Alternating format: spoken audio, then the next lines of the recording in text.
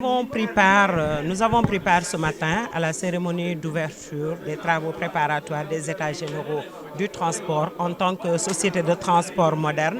Donc aujourd'hui, il y a Sencar, il y a Salam Transport, il y a Marifa, il y a Saoud Transport, il y a Machala Transport au nom duquel nous parlons aujourd'hui.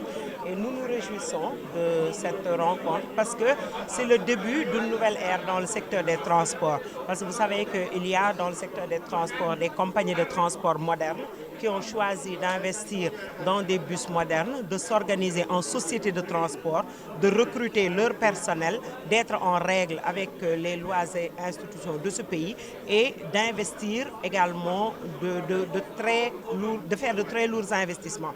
Et ces sociétés de transport n'étaient pas prises en compte dans la réglementation actuelle.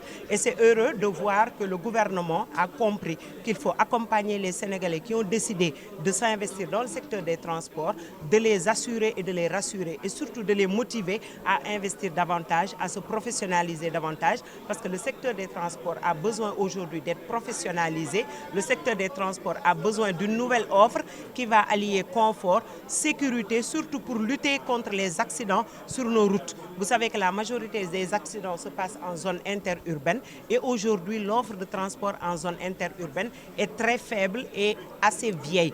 Donc aujourd'hui il faut encourager le renouvellement de ce parc, de cette offre et c'est ce que nous sommes en train de faire en tant que compagnie de transport moderne et aujourd'hui nous allons participer à ces travaux et à l'issue des États généraux des transports, il y aura un nouveau cadre dans lequel nous tous, nous pourrions travailler aux côtés du gouvernement et aux côtés des transporteurs classiques pour que les Sénégalais puissent avoir une nouvelle offre qui leur convienne. Les Sénégalais veulent avoir une offre faite de confort, de sécurité, avec des prix adaptés. Et aujourd'hui, tous les pays de la sous-région sont en avance sur le Sénégal par rapport à cela. Il faut qu'on accélère la cadence par rapport à ça. Il y avait quelques résistances, mais je pense qu'elles sont en train d'être levées. Et nous allons continuer à créer davantage ce cadre qui nous permettra de discuter davantage, de faire des propositions concrètes au gouvernement et de pouvoir offrir aux Sénégalais le type de transport qu'ils méritent, c'est-à-dire un transport adapté aujourd'hui au XXIe siècle. La solution, c'est de moderniser ce secteur. La solution, c'est de travailler davantage à avoir des routes plus adaptées. La solution, c'est d'avoir des véhicules plus adaptés. La solution, c'est d'avoir des chauffeurs et des conducteurs plus responsables. Aujourd'hui, on sait que plus de 90% des causes d'accidents sont de nature humaine.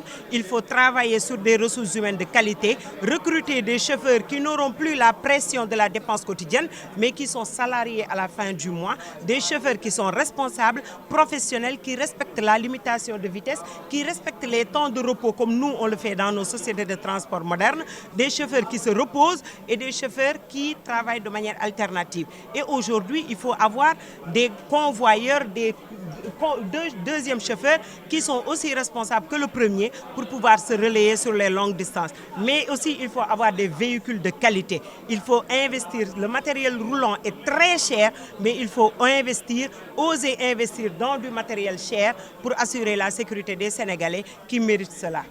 Donc,